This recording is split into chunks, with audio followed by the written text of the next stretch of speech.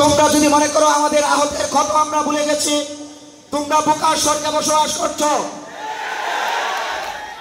আমরা আওয়ামী রেজিমের বন্দুকের নলের সামনে হাতে হাত রেখে মৃত্যুর শপথ করেছিলাম। আওয়ামী দুঃশাসনের অবসান ঘটিয়ে আগামীর বাংলাদেশ বিনির্মাণের আজকের দিনে যারা যেখানে নতুন বাংলাদেশ বিনির্মাণের পথে বাধা হয়ে দাঁড়াচ্ছে, আমি আমার বক্তব্যের শুরুতে কোন ধরনের নমনীয়তা ছাড়াই সুনামগঞ্জের ছেলে হিসাবে সুনামগঞ্জ বাসীকে স্পষ্টভাবে বলতে চাই, তাদের বিরুদ্ধে আমাদের অবস্থান স্পষ্ট, তাদের আমরা দেখে নিব।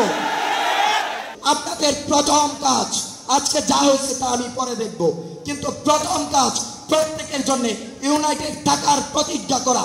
যারা মৃত্যুর প্রতিজ্ঞা করতে পারে তাদের দ্বারা ইউনাইটেড থেকে বাংলাদেশকে রক্ষা করা, অর্জিত স্বাধীনতাকে রক্ষা করার শক্তি এবং হিম্মত রয়েছে বলে আমি বিশ্বাস করি। আপনাদের দ্বিতীয় কাজ, আপনারা শিক্ষার্থী, আপনারা যাতে ছাত্রলীগ না হয়ে যান। আপনারা শিক্ষার্থী, আপনাদের কথায়, আপনাদের আচরণে, আপনাদের চলনে বলনে, মন মানসিকতায় প্রমাণ হইতো এরা সোনার ছেলে, এদের হাতে বাংলাদেশ নিরাপদ। যদি এটা মনে হয় এদের হাতে বাংলাদেশ নিরাপদ নয়, এদের হাতে আবার আওয়ামী লীগ ছাত্রলীগের রিপ্লেসমেন্ট হচ্ছে, তাহলে মনে রাখবে আমরা 5ই আগস্টে সরকার পতন না হলে যেই অবস্থায় থাকতাম, যেই আয়নাঘরে থাকতাম, সেই আয়নাঘর ভবিষ্যতেও থাকতে পারি। আমরা একটাই পরিচয়, বৈষম্য বিরোধী ছাত্র আন্দোলন। এই ব্যানারে এদেশের জনতা, এদেশের শিক্ষার্থী, তাদেরকে নিয়ে ছাত্র জনতা মিলে এই বাংলাদেশকে বিনির্মাণ করতে চায়।